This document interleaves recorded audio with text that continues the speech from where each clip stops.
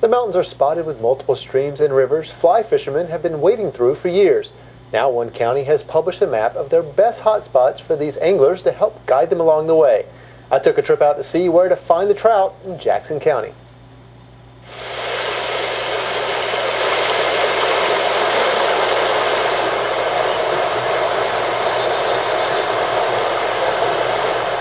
Alex Bell makes catching trout look easy. Bell has been fishing these waters in Jackson County for many years. He spent 30 years in public education as a teacher, coach, and principal in Jackson County before retiring.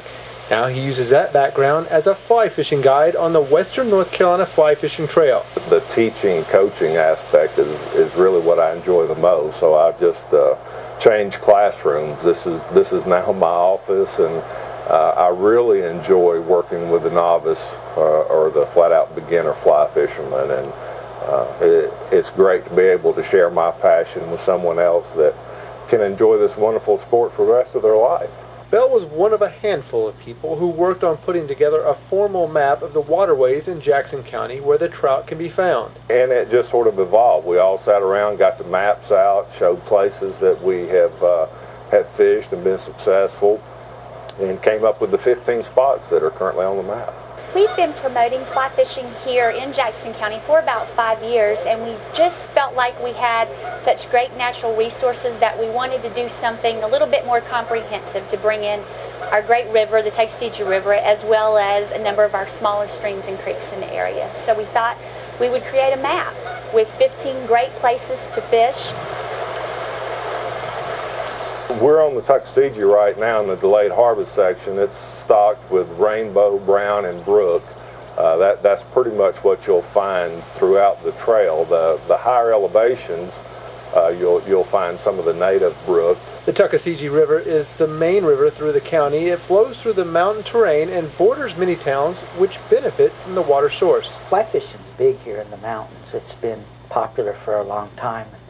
A lot of the older guys that have been doing it forever are real good to help younger people get into it. They're not afraid to talk to them about it, show them how to tie flies. Tim McCourtney owns CCS Fly Fishing Outfitters in Dillsboro. He says that having the formal maps has helped him promote the better fishing spots for his customers. It gives us a chance to remind people too about the delicate nature sometimes of the fish and their resources, so we can tell them this spot, if there's somebody fishing it, might not catch any today, whereas can fish right behind somebody on the big part of the Tuckasegee and still catch fish. So we get to do a little educating of people. We've had a number of new fly fishing shops open here in Jackson County to support the industry, and they're selling everything from great handmade ties to gear. So it's been wonderful. The accommodations that are on the rivers and the creeks have opened up their doors and offered great rate for fishermen and their families. The map also includes spots to park and stay. The Best Western River Escape Inn sits right on the banks of the Tuckasegee. Visitors who stay at the hotel can walk right out into the water to fish.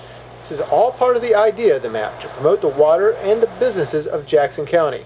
From a tourism aspect, fly fishing is really important here in Jackson County.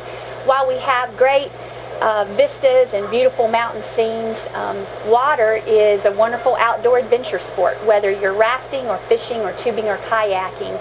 And it's a great clean industry, and it's a wonderful way to bring friends and family and folks here to the county and get them outside and enjoy a little time together.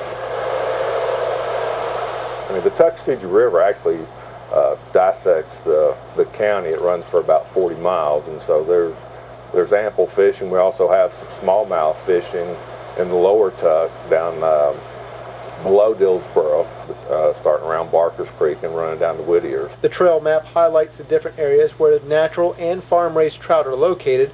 Having such a detailed map of the fishing locations might seem to threaten the hidden spots on the waterways, but locals realize the unique locations are not easy to get to or takes more experience to get a catch. Some people might be upset about some of the smaller creeks and stuff getting named on it, but the smaller creeks require a little bit more effort to get to too, and not everybody's willing to do that. And they're a little bit harder to fish with the fly rod, and you have to know a little bit and get a little creative. So yeah, it named the names, but they weren't secrets anyways. The main goal for the Western North Carolina Fly Fishing Trail is to get new fishermen hooked on the sport. I like to say you can learn the basics in an afternoon, and it takes a lifetime, and you'll never master it. So when I bring people out to the river, there's only one expert, and that's the trout.